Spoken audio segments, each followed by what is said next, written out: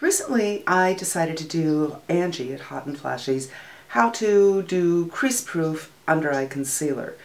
Now I have to say, the problem with my creases isn't that it's creasing, it's that I have creases, that I am more mature, and I got a lot of stuff going on under my eyes. I am very dark, right in here. I have a very deep trough where the thicker skin of the cheek meets the much thinner skin of the eye. I am puffy right here, and actually I have fat pads right here and right here. And I do find that a lot of concealers dry me out, making me more crepey than I actually am.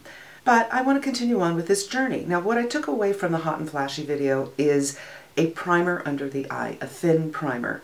And I found that to be actually kind of helpful. And I am continuing to play with that, but I wanted to give something else a try, so I did a little search on YouTube, and I came up with this one. I am the Hooded Lid. If you want to see me do NikkieTutorials, under eye concealer, how not to creep up, and all that other kind of good stuff, keep on watching. The first thing Nikkie says is put on your foundation first, and don't get your foundation under the eyes. Now, I've mentioned this before, but I'm going to mention it again. Bobbi Brown, who's a real actual makeup artist, does this the opposite.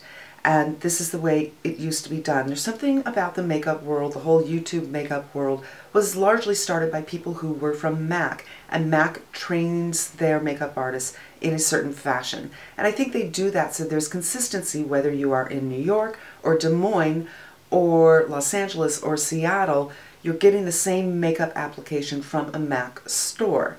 It doesn't necessarily mean it's the right thing to do. It doesn't mean that it's the only thing to do. It's just the thing that people are perceiving is what should be done.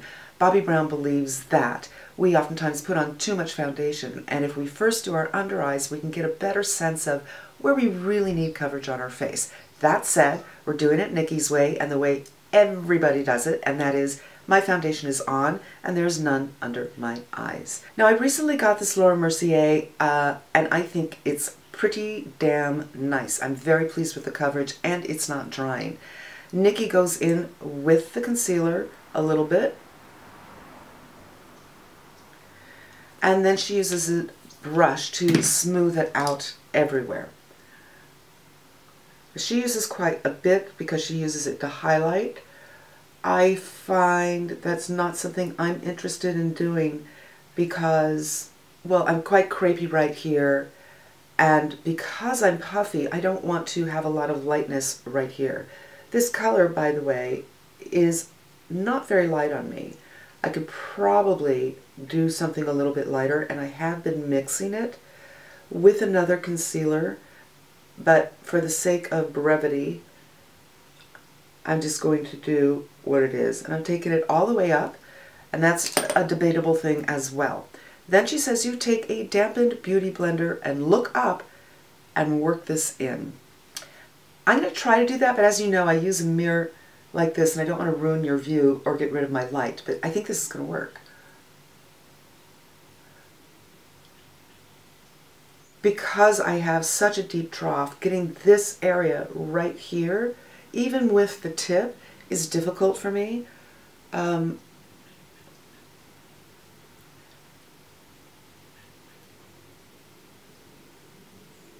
But I try. And that is the most difficult area for me to get something to adhere to my skin. When I look in a 13X with my glasses, I can see there are certain areas where it just doesn't stay.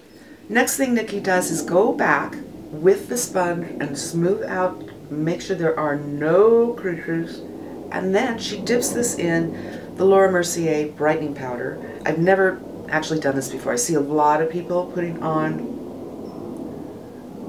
powder with a dampened sponge.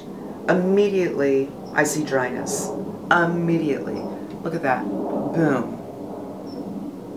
Me, no likey.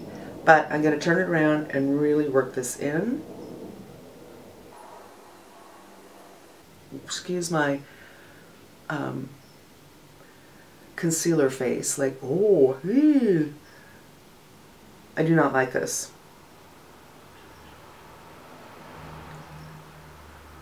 And in using the Beauty Blender, I've taken off my foundation around the nose. The Beauty Blender is just not a precise enough tool for me to work.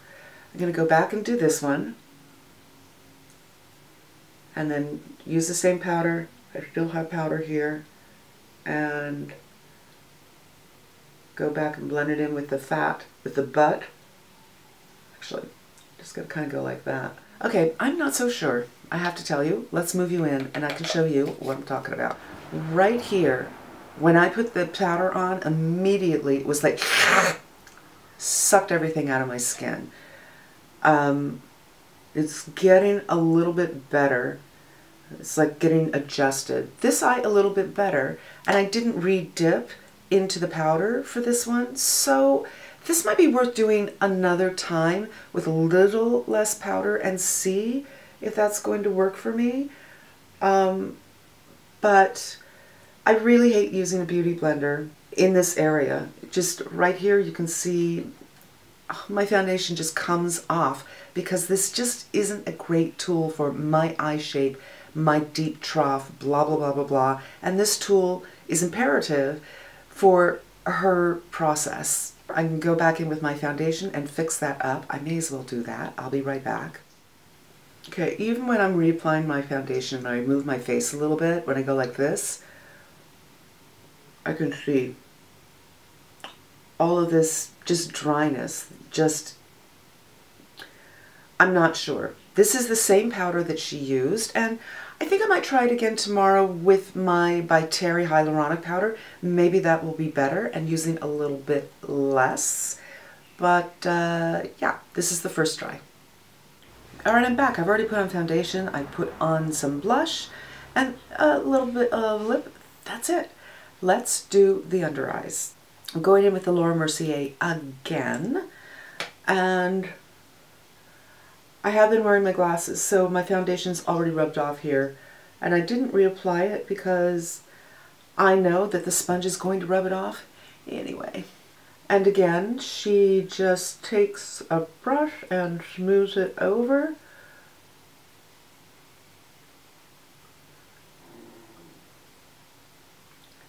And just like I noted yesterday, I just put it under the eyes and I bring it up pretty high because I do have so much discoloration.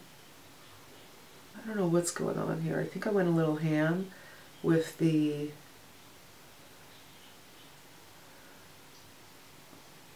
I think because I'm sick, I have a lot of redness on my eye, so I'm just going to put that on for good measure. Dampened Beauty Blender. Looking up. And I kind of start in the middle instead of inside. I don't know why.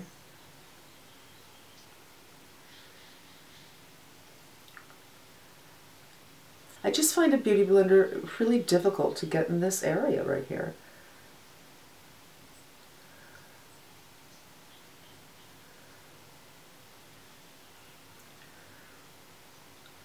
And she goes in one more time before going in with the powder, and then she takes a lot of powder. I think I had too much yesterday.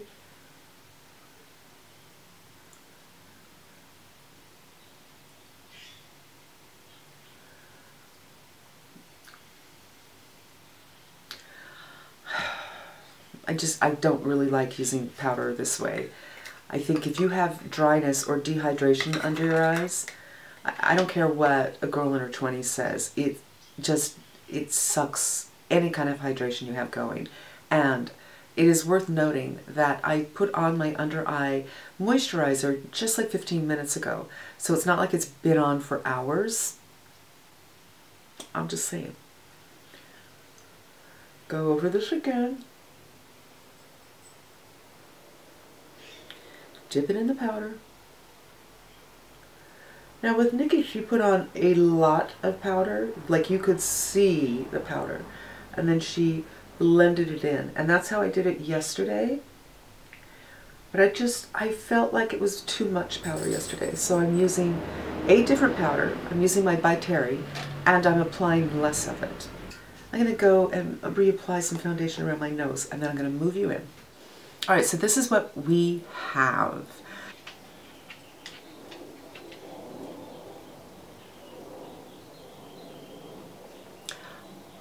It all really depends on your eyes, right? For me, I have a lot of crepiness right down here. It's really getting bad, in fact. And that's something that's very, very hard to handle. Usually stuff kind of just gets in there. And how would it not? Do you know what I mean? But for crepiness right here and right here, I am seeing some. I don't think it looks fantastic. And I just put it on. Now sometimes, you know, you have something on and then maybe pat it in a little bit. Maybe that will help. Let's give it a try.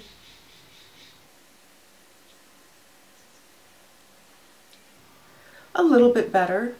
I think what we can take away from this is two things. Don't take advice about under-eye concealer creasing up from a 20-year-old. Just saying. They're not dealing with the same thing that us mature women are dealing with. And the other takeaway for me is less powder. Like I said yesterday, if you are dehydrated, if you are mature skin, putting on a lot of powder will suck any hydration or moisture that you already have going under your eyes, either naturally occurring or something you put there. So I used less powder today, and I feel like it is not looking as sucked of everything, but I also don't feel like it's anything special. It's okay. That's my conclusion, but you know, it's all about you. Do you see something here that you can work with? Pulling you back out. All right, I think what it comes down to, two things. You have to weigh personally what's more important to you. Is the lack of creasing up in this area so important to you that the incredible creasing right here doesn't matter? Or I have found, I don't know, for me I feel like this creasing right here was so bad yesterday that it just called attention to it, and it didn't matter that this wasn't creasing up here. I don't know, you guys. I don't know. Undeniably, there comes a time when we say, this is the best I can do with what I have, with the tools I have, and with the situation that I have. But I'm not quite there yet. So I've done 2 videos looking at 1 million+ views, and I'm going to look for some more. And if you know of any, if there are techniques you'd like me to try for this challenge, let me know. I'm here for it. I'm going to do it. I want to thank you for spending some time with me, and until the next time, I'm wishing you a fabulous day. Ciao.